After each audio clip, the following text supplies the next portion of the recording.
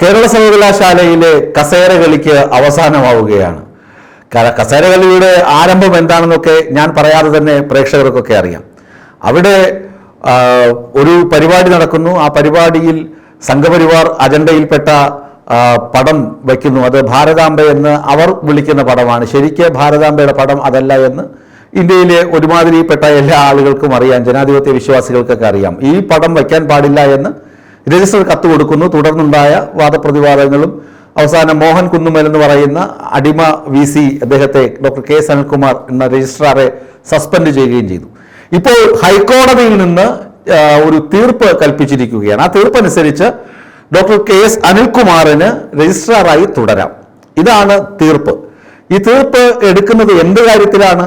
KS Anilkumar ഒരു ഹർജി കൊടുത്തിരുന്നു. എന്താണ്? തന്നെ സസ്പെൻഡ് ചെയ്ത നടപടി ശരിയായില്ല, സസ്പെൻഷൻ പിൻവലിക്കണമെന്ന് ആവശ്യപ്പെട്ടുകൊണ്ടുള്ള ഒരു ഹർജിയായിരുന്നു കൊടുത്തിരുന്നത്. എന്നാൽ ഇക്കഴിഞ്ഞ ഞായറാഴ്ച സിൻഡിക്കേറ്റ് യോഗം ചേർന്നു സർവകലാശാലയിലെ. ആ സിൻഡിക്കേറ്റ് യോഗത്തെക്കുറിച്ചും ഡോക്ടർ സിസ തോമസിനൊക്കെ ഒരുപാട് ആക്ഷേപങ്ങളുണ്ട്. അതൊക്കെ മാധ്യമങ്ങൾ വലിയ ഇന്ന് 1-ാം പേജിൽ നിരത്തിയിട്ടുമുണ്ട്. ബാക്കി KS അനിൽകുമാർക്ക് എന്തോ വലിയ ഭീകരനാണ് എന്ന തരത്തിലാണ് ആളുകളുടെ വ്യാഖ്യാനമൊക്കെ. ആ വ്യാഖ്യാനമൊക്കെ അവിടെ നിർത്തിക്കൊണ്ട് തന്നെ ഹൈക്കോടതി പറഞ്ഞു KS അനിൽകുമാറിനെ രജിസ്ട്രാറായി തുടരാം. ബാക്കി നിങ്ങൾക്ക് എന്തെങ്കിലും ആക്ഷേപമുണ്ടെങ്കിൽ മറ്റൊരു ഹർജിയുമായി കോടതിയെ സമീപിക്കാവുന്നതാണ് എന്നാണ് ഇന്നത്തെ തീർപ്പ്. ശരിക്കു പറഞ്ഞു കഴിഞ്ഞാൽ ഇത്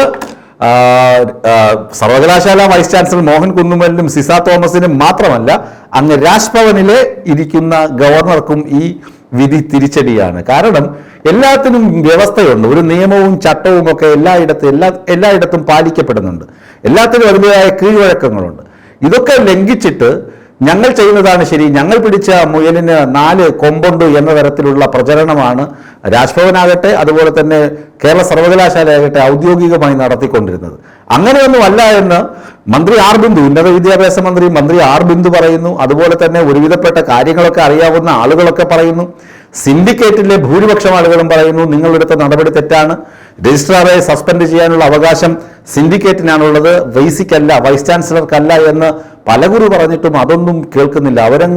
അങ്ങ് ഉറഞ്ഞ വാളെടുത്തവരൊക്കെ വെളിച്ചപ്പാടെന്ന നിലയിൽ സിസ തോമസ് ഒക്കെ മാധ്യമങ്ങൾക്ക് മുന്നിൽ വന്ന് ഉറഞ്ഞു തുള്ളുന്ന കാഴ്ചയൊക്കെ നമ്മൾ കണ്ടു. ഇപ്പോഴത്തെ ഹൈക്കോടതി പറഞ്ഞപ്പോൾ മനസ്സിലായി കാണുമല്ലോ.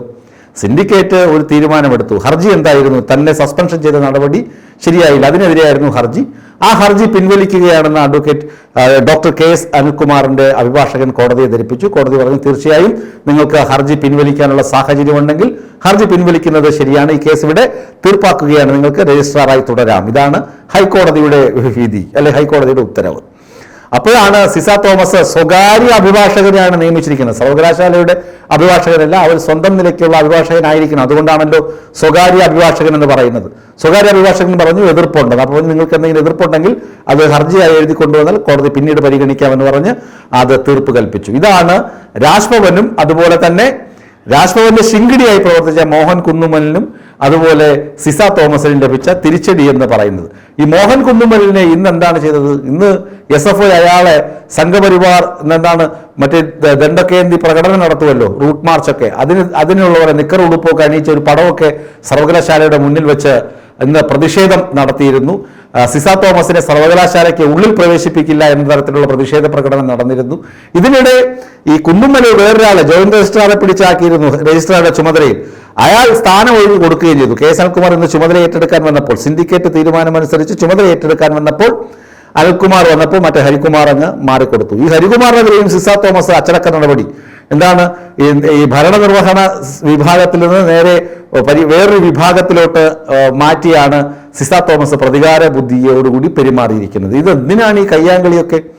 നാട് സമാധാനത്തിൽ പോകണമെന്ന് ആഗ്രഹിക്കുന്ന ആളുകൾ അതിനനുസരിച്ചുള്ള ചട്ടങ്ങൾക്കും നിയമങ്ങൾക്കും കീഴ്വഴങ്ങി അല്ലേ ജോലികൾ ചെയ്യേണ്ടത്? ഇത് നാടിന് അരക്ഷിതാവസ്ഥ ക്രിയേറ്റ് ചെയ്യുക. അരക്ഷിതാവസ്ഥ ക്രിയേറ്റ് ചെയ്യാനുള്ള ചട്ടുകം പഴിപ്പിച്ചു വെക്കുന്നത് രാജ്ഭവനിൽ നിന്നാകുമ്പോഴാണ് അതിനുള്ള വൈഷമ്യവും വിഷമതയും ജനാധിപത്യ വിശ്വാസികൾക്കുണ്ടാകുന്നത്. ഏതായാലും ഹൈക്കോടതി വിധി കനത്ത തിരിച്ചടിയാണ് രാജ്ഭവന് ഏൽപ്പിച്ചിരിക്കുന്നത്.